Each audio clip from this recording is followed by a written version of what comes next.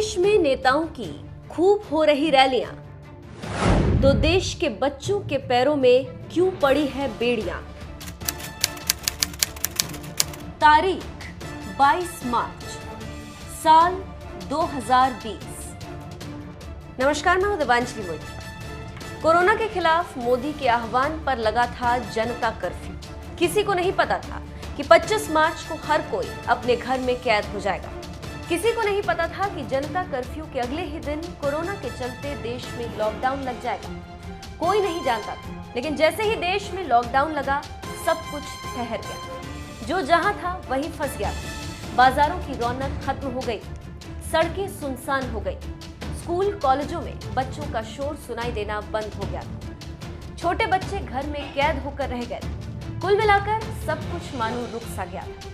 लेकिन बीमारी ही ऐसी थी, हर किसी ने इस परेशानी को समझा और कुछ नहीं कहा। लेकिन अब साल बदल गया, थोड़े बहुत हालात भी बदले, और इन बदले हालातों में हर किसी को उम्मीद थी कि सब कुछ पहले जैसा हो जाएगा। क्योंकि जिस तरह से अब बाजार खुल गए, नेताओं की रैलियां हो रही, हरिद्वार में कुंभ का आयोजन भी हो रहा, उम्मीद थी कि अब स्कूल भी खुल जाएंगे और जो बच्चे घर में कैद थे वो बाहर आकर स्कूल जाएंगे। लेकिन अब सरकार की तरफ से फरमान आया है कि 31 मार्च तक छोटे बच्चों के स्कूल बंद रहेंगे। सरकार के इस फरमान को सुनकर टीचर परेशान हैं, बच्चे परेशान हैं, और इस परेशानी को दिखाती एक वीडियो इस वक्त सोशल मीडिया पर खूब वायरल हो रही। जरा आप भी देखिए एक अध्यापक की पीड़ा। आप सब बच्चों को एक सूचना बताया जा रहा है, और आज 23 मार्च है ना। तो भारत सरकार का तुगलकी फरमान जारी हुआ है कि आप सब बच्चों का विद्यालय फिर बंद किया जा रहा है, क्योंकि कोरोना बढ़ रहा है। शांत रहिए कि आपका विद्यालय आज से 31 मार्च तक विद्यालय बंद रहेगा, ठीक है। और आप सब लोगों को बताना चाहेंगे कि यही काम पिछले साल भी हुआ था कि एक हफ्ते के लिए लॉकडाउन किया जाएगा, जब आपका एनुअल एग्जाम चल रहा था, और तब से लेके पूरा साल जो था वो विद्यालय बंद हो गया, जिससे आपकी पढ़ाई बहुत ज्यादा नुकसान हुआ। और इस साल जब विद्यालय खुला, आपने किताब कॉपी अपना सारा व्यवस्था कर लिया, तब हमारे तुगलकी फरमान जो हमारे सरकार हैं वो अब आदेश कर दिए कि अब फिर जो है कि ये विद्यालय फिर बंद होगा। माननीय योगी आदित्यनाथ महाराज जी, मैं आपसे पूछना चाहता हूं कि आप बच्चों के भविष्य के साथ, और जो प्राइवेट अध्यापक विद्यालय में पढ़ा के अपनी रोजी रोटी कमा खा रहे हैं, उनके पेट पे लात क्यों मार रहे हैं? इन बच्चों के भविष्य के साथ खिलवाड़ क्यों कर रहे हैं?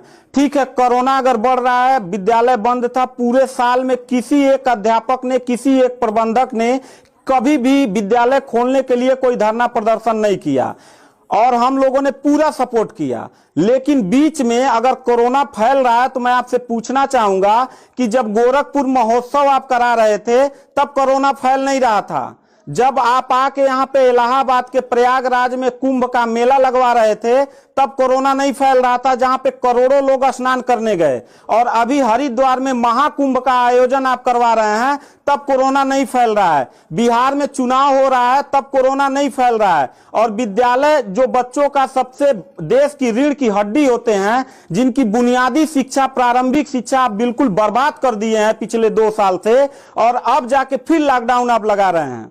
तो आपसे पूछना चाहेंगे कि बच्चों के भविष्य के साथ आप मैच क्यों खेल रहे हैं? ये जितने भी बच्चे हैं, अगर 1 मार्च आप 1 अप्रैल बोले हैं, 1 अप्रैल तक अगर विद्यालय नहीं खुला, तो इन सारे बच्चों को लेके मैं रोड पे बैठ जाऊंगा। ये मैं आपको खुला चैलेंज कर रहा हूं, क्योंकि बात सिर्फ मेरे तक का नहीं है, इन सारे बच्चों का भविष्य है, और इन सारे बच्चों का भविष्य आप लोग अंधकार में डाल रहे हैं। आप लोग खुद नहीं चाहते हैं कि देश का बच्चा पढ़े, पढ़ के कुछ लायक बने। आप लोग अपना, जब रैली निकालना रहेगा, चुनाव रहेगा, तो कोरोना आपके पास नहीं रहता है, और जब आपको लगेगा कि आपके विपक्ष में लोग खड़े हो रहे हैं, तो आप कोरोना का ड्रामा करा के विद्यालय को सबसे पहले आप बर्बाद कर रहे हैं। आप बताइए, विद्यालय में, आप गोरखपुर जिले में 193 लोगों ने अपने विद्यालय की मान्यता निरस्त करा लिया। जानते हैं क्यों? महंत योगी आदित्यनाथ जी, क्योंकि वो लीज पे चलाते थे, और उनका भाड़ा हुआ करता था 40 हजार 45 हजार रुपया मंथली हुआ करता था। वो भाड़ा न चुकाने के वजह से, चूंकि मालिक को भाड़ा चाहिए, उन लोगों ने अपनी मान्यता निरस्त करा दिया। और सरकारी जो स्कूल है उनकी हालत तो पहले से मतलब खस्ता हो चुकी है। तो ऐसे कंडीशन में गार्जियन करे तो क्या करे और हम अध्यापक करे तो क्या करें। ये जितने भी 16-17 स्टाफ हैं, इन सब लोगों की रोजी रोटी चलती है इन बच्चों के और इस विद्यालय के संस्था से। आप लोग हमारे पेट पे प्रहार कर रहे हैं, हम लोगों के व्यवसाय से प्रहार कर रहे हैं।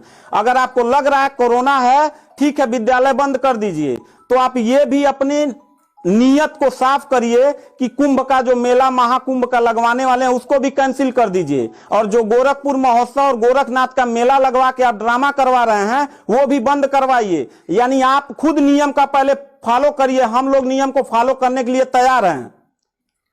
अगर लास्ट में जाते जाते यही कहेंगे, इन बच्चों को चेहरों को देखिए, इनके माता पिता ने सारे बच्चों का, किनका मोबाइल बज रहा है, साइलेंट कर लीजिएगा सर।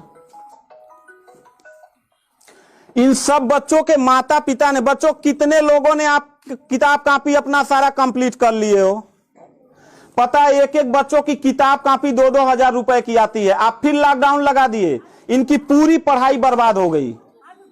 अब यानी आपने एक हफ्ते का लगाया है, आपकी नीयत पे तो मुझे 100% विश्वास है ही नहीं है कि आप करोगे क्या। आप पूरे साल पढ़ाई बर्बाद करोगे। हाथ नीचे करिए। अब ये बच्चे करेंगे क्या? किताब लेकिन इनके गार्जियन करेंगे क्या? हम लोगों ने पूरा कोऑपरेट किया सरकार को। जितना दिन लॉकडाउन लगा था उतना दिन का मैंने पूरे सभी विद्यालय के लोगों ने शुल्क माफ कर दिया, क्योंकि गार्जियन के ऊपर कोई लोड न पड़े। हम लोगों ने टीचरों को पेमेंट नहीं किया, क्योंकि हम लोगों ने जब फीस नहीं लिया तो पेमेंट कहां से करें। हम लोगों ने पूरा सरकार का साथ दिया, जितना हो सकता था सब लोगों ने साथ दिया। लेकिन अब इतनी कंडीशन होने के बाद, विद्यालय खुलने के बाद आप लोग विद्यालय बंद कर रहे हैं, ये बहुत ही गलत कर रहे हैं। और आपका पॉलिटिकल जो फंडामेंटल जिस पे आप चल रहे हैं कि जिन नियतों पे आपका बर्बाद होने वाला है, मैं लिख के आपको दे दूंगा कि अगर फिर से 1 अप्रैल के बाद, ठीक है, अगर 1 हफ्ते के रोकने के बाद कोरोना भाग जाता तो मतलब 1 हफ्ता आप बंद कर लीजिए, बिल्कुल हम लोग 1 हफ्ता नहीं पढ़ाई कराएंगे।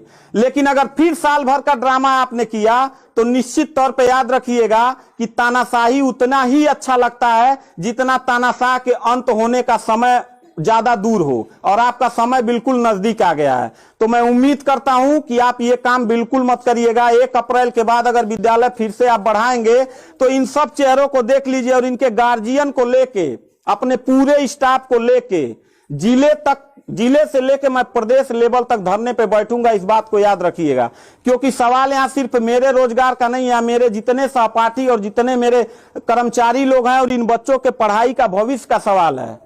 तो मैं इन बच्चों को लेकर धरने पे बैठ जाऊंगा, और जरूरत पड़ा तो असंवैधानिक भी हो जाऊंगा। इसी के साथ मैं सरकार से रिक्वेस्ट करूंगा कि अगर 1 हफ्ता में बंद करने से कोरोना भाग जाता है तो हम सब लोग आपके साथ हैं। अगर नहीं भागता है तो 1 अप्रैल से छोड़ दीजिए। हम लोगों को कोरोना होगा, मरेंगे, क्या करेंगे वो हम लोगों की रिस्पांसिबिलिटी है। आपको इतना चिंता करने की जरूरत नहीं है, क्योंकि कोरोना में लॉकडाउन लगाने के बाद खाना हम ही लोग पहुंचाएंगे, लोगों के आने जाने की व्यवस्था हम ही लोग करेंगे, उनके दवा दारू की व्यवस्था हम ही लोग करेंगे। आप सिर्फ ड्रामा करेंगे, सिर्फ थरिया पिटवाएंगे और मोमबत्ती जलवाएंगे, इससे ज्यादा तो आपकी कुछ औकात है ही नहीं है। तो मैं उम्मीद करता हूं कि 1 अप्रैल के बाद आप विद्यालय खोल दीजिएगा। इन बच्चों के भविष्य के साथ आप लोग खिलवाड़ मत करिएगा। वैसे ये वीडियो कहाँ की है हम इस बात की कोई पुष्टि नहीं कर सकते, लेकिन हमारा सवाल यह है कि जब सब कुछ खुल गया है, नेताओं की रैलियां हो रही, लाखों लोग कुंभ में जा रहे हैं, तो फिर बच्चे स्कूल क्यों नहीं जा सकते? क्या वास्तव में सरकार को बच्चों के भविष्य की कोई चिंता है या नहीं? क्या बच्चे इसी तरह से घर पर बैठे रहेंगे? आपका इस वीडियो पर क्या कहना है? क्या इस टीचर की बात से आप लोग सहमत हैं? अगर हाँ तो इस वीडियो को शेयर करिए और कमेंट करके हमें बताइए कि आप सरकार को स्कूल खोल देने चाहिए या नहीं।